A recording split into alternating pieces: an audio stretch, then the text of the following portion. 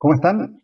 Saludamos a todos los amigos y amigas que nos vuelven a dar la preferencia al escuchar lo que ahora viene, que es un nuevo podcast, un nuevo comentario, una nueva grabación del diario digital del Regionalista, que en este encuentro quiere cumplir con lo que es su deber, intentar analizar lo que está sucediendo en el momento de hoy y mostrar también nuestras preocupaciones, nuestras cautelas, más allá de las alegrías por un proceso democrático que, como el de este fin de semana, ha terminado con todo éxito, no solo porque, lo sabrán ustedes, ha resultado ganador un candidato que, en nuestra opinión, favorece la línea de cambios, sino que porque además se ha desarrollado como deben ser los procesos democráticos en cualquier país.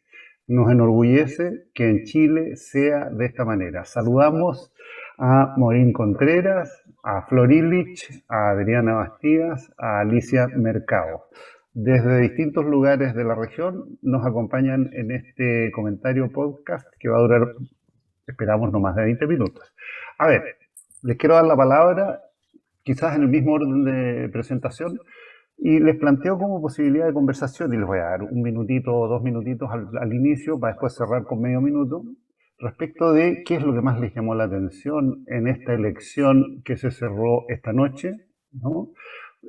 Cuáles son las preocupaciones que ustedes tienen, ¿no? Respecto de lo que viene a futuro, de los cambios que esperan, de lo que hay que tener cuidado, pero también quiero que se detengan en mirar qué ha pasado en la región y qué ha pasado con ustedes, con las mujeres en Chile y en la región, y qué ha quedado demostrado en esta elección de segunda vuelta de ayer, en la que triunfó Gabriel Boric por una diferencia notable. Le doy la palabra, partiendo así, a Morín. Adelante, Morín. Hola, un saludo afectuoso a todos los panelistas, a ti Claudio y por supuesto a quienes nos van a escuchar. En lo particular, comenzó mi día con una sorpresa grata de darme cuenta que las personas se movilizaron en la votación más temprano, inclusive que en la votación del apruebo o que en las elecciones presidenciales en primera vuelta. En la mesa donde vota mi hijo, en la mañana, a mediodía, ya habían 90 sufragios, cosa que en las elecciones anteriores había estado bastante lento. Y eso sin considerar el efecto que después tomamos conocimiento de la falta de movilización pública. Creo que eso empezó a dar señales de que efectivamente esta elección, este balotaje había atraído a muchas personas que no habían votado en elecciones anteriores y eso creo que fue un gran logro. Creo que fue el anticipo de lo que finalmente ocurrió en la tarde. Me voy a quedar solo con ese comentario, entiendo que vamos a después a retomar los otros 3 puntos. Súper, muchas gracias, Morín. Desde Pichilemu, Flor, ¿cómo lo viste? ¿Qué es lo que quieres destacar? Bueno, concuerdo, hola a todas, a todos, concuerdo totalmente con lo que dice Morín, fue ya desde temprano, se veía que, de hecho, como tipo 3 de la tarde, las urnas más o menos ya tenían la votación de la vez anterior, ya tenían la cantidad de votos de la vez anterior. Eso también anticipaba, un poco como lo dice Morín, ¿no? Que sabíamos que mientras más participación hubiera, más posibilidades tenía de salir Gabriel Boric. También a nosotros en las distintas mesas que nos fueron contando los apoderados y vocales que nos iban pudiendo dar alguna información, nos decían también que en general calzaba el voto joven con esos votos nuevos.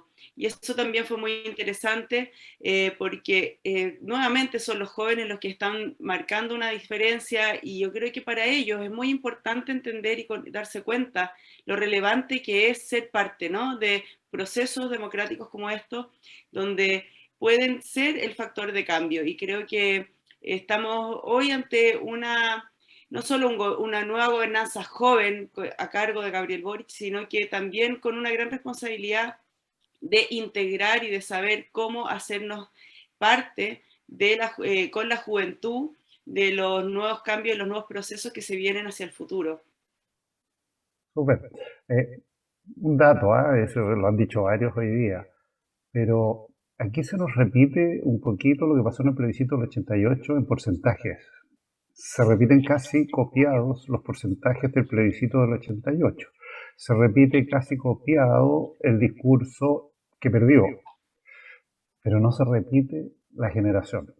Hoy día asume la generación de los sin miedo, de los que no nacieron digamos, no vivieron la dictadura como la vivimos los más viejos, y son ellos los que toman la batuta del recambio. Pero bueno, esta ha sido una elección en la que también han pasado cosas interesantes a nivel regional. En nuestra región se dio vuelta completamente el indicador, el resultado, ¿no? Y uno podría decir además que pareciera que se está dando vuelta lo que la mujer decide en Chile desde el punto de vista político. Dejo esos temas ahí pensando en que ustedes lo puedan tomar. Adriana.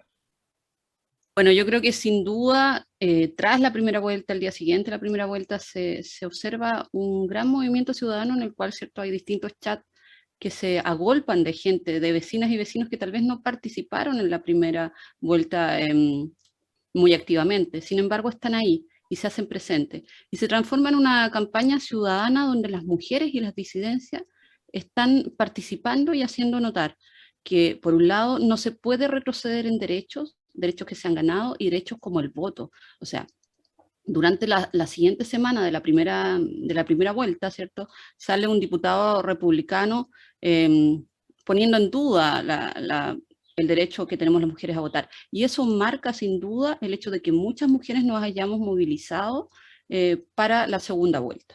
Yo creo que ese es un tema importante en cómo efectivamente las mujeres que tradicionalmente habían votado por la derecha en Chile y en el mundo se cambia, y eso tiene que ver básicamente con que en Chile hay un movimiento feminista fuerte, un feminismo que desde Latinoamérica marca, no es por nada, ¿cierto?, que en Chile haya aparecido el movimiento de las tesis, los 8M, ¿cierto?, el 2018 marcado por la segunda ola feminista con el tema del acoso en las universidades.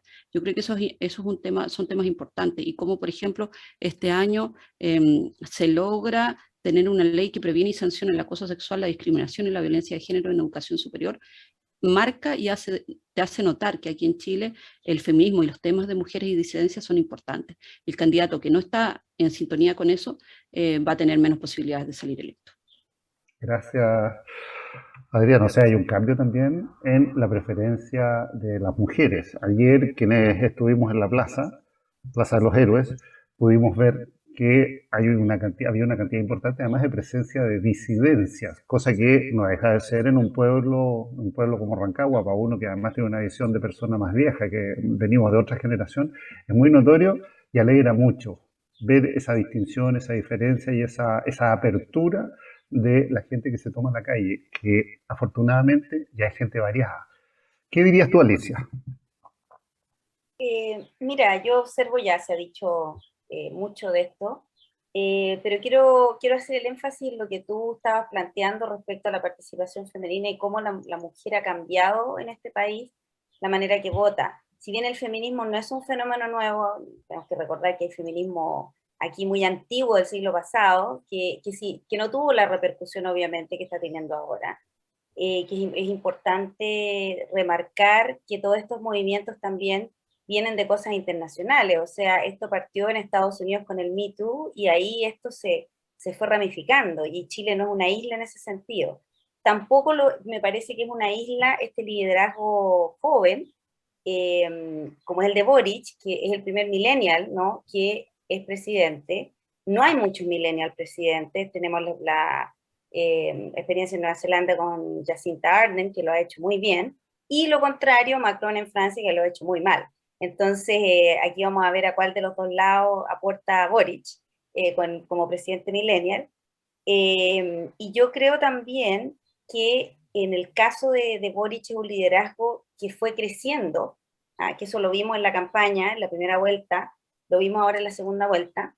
Yo quiero destacar que Boric es un liderazgo que es interesante desde el punto de vista que lo catapulta, en mi opinión, a él como presidenciable fue esa foto en noviembre del año pasado, cuando él firma el acuerdo, pese a que su sector completo no lo firmó y estaba en desacuerdo, él lo hizo.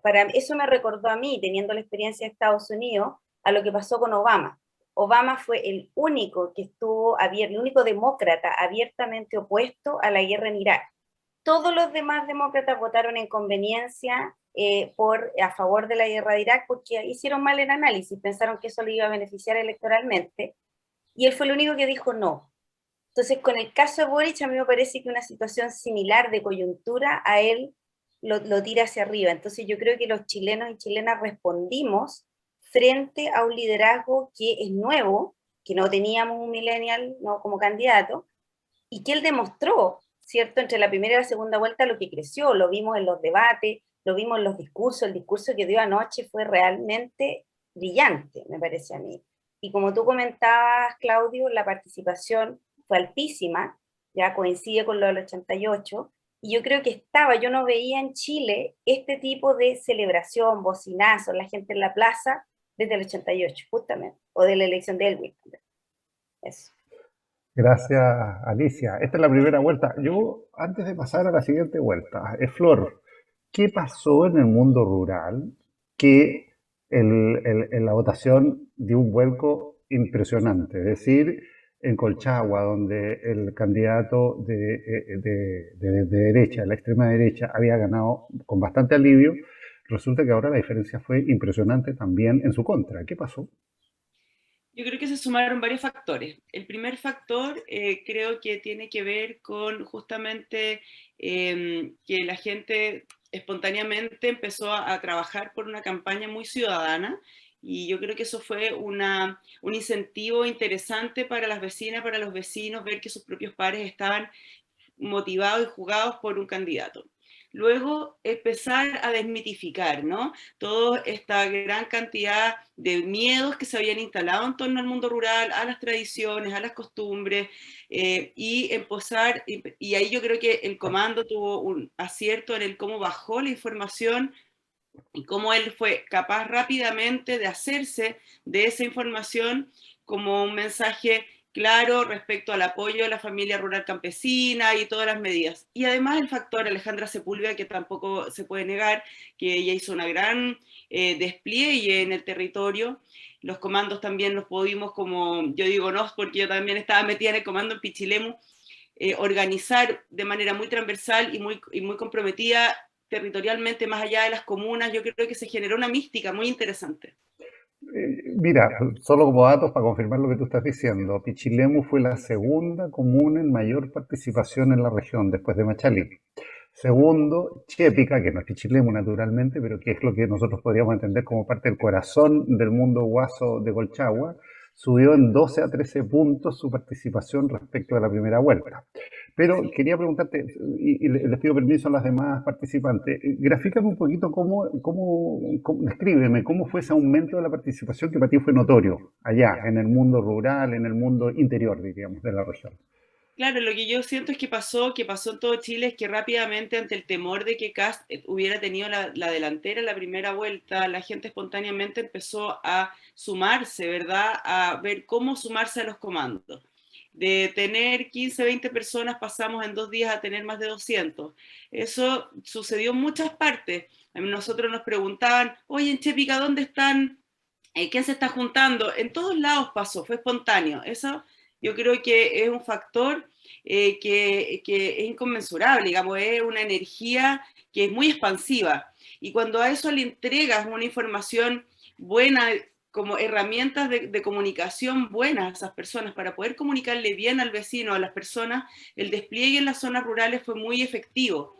Y cuando además sumas una figura como Alejandra Sepúlveda y las visitas claves que hizo el candidato a la región, que fueron muy importantes, se lograron aclarar muchas dudas y bajar esos temores y entender que habían buenas oportunidades para el mundo rural en el gobierno de Boric, más que les iban a quitar los terrenos o que iban a expropiar o cuantas otras cosas que se dijeron que en el fondo se infundían de manera súper maliciosa también. Entonces se pudo combatir contra eso y yo creo que hubo más inteligencia de la parte de las personas y de entender y escuchar un mensaje y salirse de la caricatura, ¿no? Gracias. Y ya vamos en una segunda vuelta. ¿Ibas a decir algo, Morín? Sí, permítame complementar a lo que dice Flor. pero creo que ha dado en un punto bien central. En la primera vuelta, habiendo tanto candidato, la figura de Boric no logró resaltar en el mundo rural de manera importante. Sin embargo, ahora, solo en este balotaje, con dos posturas que además eran tan marcadamente distintas, el concepto del miedo que hizo el otro candidato logró ser revertido en la medida en que las personas se empezaron a sumar en la campaña y, como dice Flor, que era tu par el que te iba diciendo no es tan así como a ti te lo dicen. En Marchihue ocurría, por ejemplo, un señor que decía, no, pero es que yo no voy a votar por Boric porque yo tuve que hacer filas de 3 horas para comprar medio litro de aceite. O me van a quitar el campo. Hubo un señor que vendió su campo porque dijo que se lo iban a expropiar. Entonces estamos hablando de que en la zona más rural el miedo infundido durante la primera vuelta caló hondo. Y fue este trabajo, como el que realizaron nuestras compañeras, las que finalmente logró canalizar el poder mostrar a un candidato Boric mucho más cercano, con propuestas concretas y que estaban lejos de lo que se decía durante la campaña en primera vuelta. Todos fuimos testigos de la cantidad de noticias falsas que se dieron y que por suerte no lograron calar, pero no lo hicieron, porque ya se había generado este espíritu de combatir esta mentira y este abuso de poder. Perdón que me haya salido de la verdad. No, muy bien, muy bien. Yo creo que esto grafica súper bien en lo que estamos conversando y da pie para lo que viene, ¿no? Porque, hecho el resumen y destacando los puntos centrales que en la visión de ustedes hay que mirar respecto de lo que pasó en esta segunda vuelta, ahora miremos para adelante. Les propongo que se acerquen a sus preocupaciones. Y aquí lo hacemos como miembro del equipo editorial del Regionalista, no tanto de nuestras preferencias desde el punto de vista político. ¿Qué preocupa? ¿Preocupa la mujer? ¿Preocupa el agua? ¿Preocupa el medio ambiente? ¿Preocupa la ciencia? ¿Preocupa la educación? ¿Qué preocupa? ¿En qué pondrían el énfasis de preocupación ustedes para lo que viene? Le doy la palabra a Alicia. A ver, yo creo que yo pienso que es muy importante lo que podría ocurrir respecto a la coalición. ¿Cómo ellos van a escoger gobernar? ¿Ya? ¿Cómo se va a escoger esa manera de gobernar? Me parece que es muy importante pensar que las prácticas, las malas prácticas, ¿no? de la época de la concertación, de la nueva mayoría, queden enterradas y que se piense realmente en una nueva manera de hacer política, que yo creo que han dado señales, en todo caso, esta coalición de que así sería. Yo creo que también hay que tener ojo con el abstencionismo que va a intentar hacer la derecha, y ojalá que sigan tan ineptos como lo han hecho, como fue ayer. A mí me parece que ayer jugó como parte de todo esto el error no forzado que cometió la derecha con el tema del transporte. Y yo pensaba, se me venía a la cabeza la imagen del coyote, del coyote con el correcamino, y yo pensaba, esto es como el coyote, ¿no? La derecha chilena, todo les sale mal. Porque de verdad, o sea, se muere la Lucía Iriar 2 días antes de la elección, y eso tiene creo yo que finalmente tuvo un efecto negativo para ellos, y pasa esto del transporte. Entonces, yo creo que vamos a tener que ver qué derecha sale a jugar, digamos, para este gobierno, y si se desintegran, que es lo que a mí me parece que es muy posible. Si ocurre esa desintegración, ¿qué tipo de oposición van a hacer? ¿Ya? ¿Una oposición fragmentada, una oposición unificada? Pero como te digo, a mí lo que me preocupa más es que el Frente Amplio, Apruebo Dignidad, no se convierta en una concertación 2.0, no se convierta en una nueva mayoría 2.0, sino que marquen otra manera de gobernar, otra manera de hacer las cosas. Yo creo que eso es vital. De acuerdo, Alicia. Adriana, la palabra. ¿Qué te preocupa? ¿Dónde pondrías los cuidados? Bueno, a mí me preocupa ciertos temas como que esperamos que las nuevas autoridades que se vayan a elegir, ¿cierto?, sean en forma paritaria. Creo que la Convención Constitucional y toda esa elección marcó un paso que debiese ser seguido por el gobierno de Gabriel Boric. Por lo tanto, uno esperaría, por ejemplo, que todos los ministerios estuvieran en forma paritaria al menos, ¿ya? Y de ahí hacia abajo. Creo que eso es una de las cosas que uno espera del gobierno de Gabriel Boric. Ahora, de los nombres, claro, es probable que haya una mixtura entre juventud y experiencia, pero sin duda marca un recambio generacional con respecto a quienes están haciendo política en Chile. Pero sí es esperable que algunos ministerios queden en manos de gente que tiene más experiencia. Eso, digamos, es lo que yo supongo que va a pasar, ¿ya? Y algún guiño, ¿cierto?, a la exconcertación, por cierto, va a haber, ¿ya?, dentro de quienes queden dentro de los ministerios. Creo que sin duda Isquia Siches ha sido un gran aporte durante la segunda vuelta, ha marcado un liderazgo femenino que además, ¿cierto?, es una mujer puerperia, que su hija es muy pequeñita y que ha recorrido todo Chile, dio vuelta prácticamente, ¿cierto?, todo lo que es el norte de Chile, salvo en una región, en todo el resto del norte de Chile, que había tenido como preferencia París, y por ejemplo, se cambia. Antofagasta es un ejemplo claro, ¿cierto? Y vuelve a votar todo por Boric. Yo creo que esos son aspectos interesantes, y esos son los temores tienen que ver, o las preocupaciones tienen que ver cómo va a quedar, básicamente, quiénes van a estar detrás del gobierno de Gabriel Boric, ¿ya? Si efectivamente se van a realizar los cambios, si van a haber posibilidad de hacerlo. Porque básicamente nos encontramos, no solamente en Chile, sino a nivel mundial, con una situación económica post-pandemia que no es buena, y que no iba a ser buena ni para Gabriel Boric, ni para Kast. Y esa es una situación, y es real, o sea, en eso nos encontramos. Por lo tanto, las arcas fiscales no están tan, digamos, con una salud tan buena como pudiesen estar, o como pudiesen haber estado antes de la pandemia. Y eso es una realidad que estamos.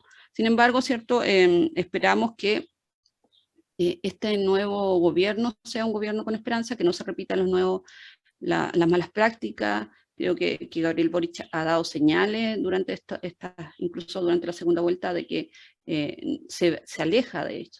Pero yo creo que esas son las preocupaciones. ¿Cómo nos vamos a enfrentar a la economía? Una economía que está decaída a nivel mundial, ¿ya? Y con la necesidad de hacer cambios y generar un Estado que sea más protector frente a derechos sociales básicos como la salud, la FP, ¿cierto? Son temas que se van a ir discutiendo y que se tienen que mejorar para las y los chilenos. De acuerdo, Adriana. Flor. A mí me preocupa el obstruccionismo que se pueda generar en el Congreso, como la dificultad de poder avanzar por las barreras que pueda poner la derecha en el Congreso. Creo que la derecha quedó muy fortalecida en este Congreso, y creo que ahí hay una dificultad grande, la capacidad de diálogo, la capacidad de negociación que tiene que tener este gobierno va a ser muy importante para poder avanzar. Y también en ese mismo sentido, creo que, bueno, es un poco un alivio para todos. Yo creo que también fue un factor importante el por qué también salió con tanta ventaja Gabriel Boric, es el proteger el proceso constituyente. Y creo que en esa línea, ¿no?, de cómo se va a ir armando este marco legal para poder generar estos cambios, eso es lo más delicado, y hay que protegerlo y cuidarlo mucho. Yo creo que ahí él va a tener que tener un equipo muy hábil para poder avanzar en el Congreso con lo que es más urgente, ir protegiendo y dándole un buen respaldo al proceso constituyente para que pueda generarse luego esta transición, ¿no?, a una nueva normativa nacional. Morín, último minuto. Concuerdo en que los próximos 2 años van a ser muy, muy complejos en términos económicos, por lo tanto es un desafío enorme que Gabriel Boric logre conformar equipos que tengan una buena mixtura, como decía Adriana, entre la experiencia, pero también en la renovación de la política y en la forma de hacer política.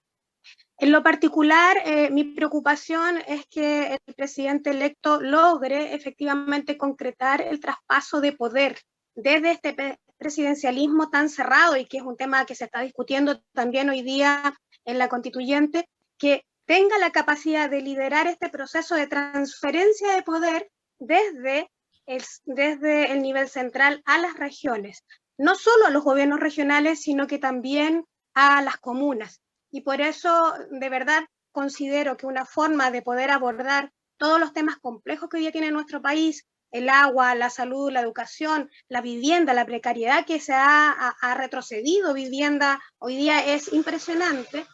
Creo que eso es posible llevarlo a cabo de una manera más atingente al territorio y a su desarrollo en la medida en que nuestro presidente genere una política clara de ya más allá del concepto de descentralización, sino que efectivamente de ceder su poder, que él lo declaró ya en un par de discursos, que él iba a ser un presidente que iba a terminar su periodo con menos poder que el que inició.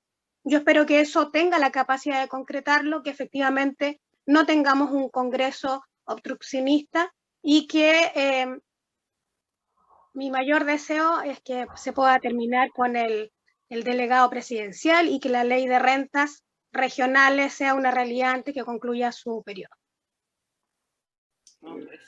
Nada mejor que terminar esta conversación en la que 4 mujeres bien brillantes del equipo editorial del Regionalista han conversado de todo, pero terminarlo con la mirada de la región, lo que esperamos del siguiente gobierno y que es poder para el territorio en desmedro, dicho positivamente, del poder presidencial republicano del centro del país. Muchas gracias a las 4, Morín, Flor, Adriana, Alicia, y nos encontraremos en una siguiente oportunidad. Que tengan muy buen pasar en esta semana. Hasta luego. Chao, chao. Un saludo. Adiós.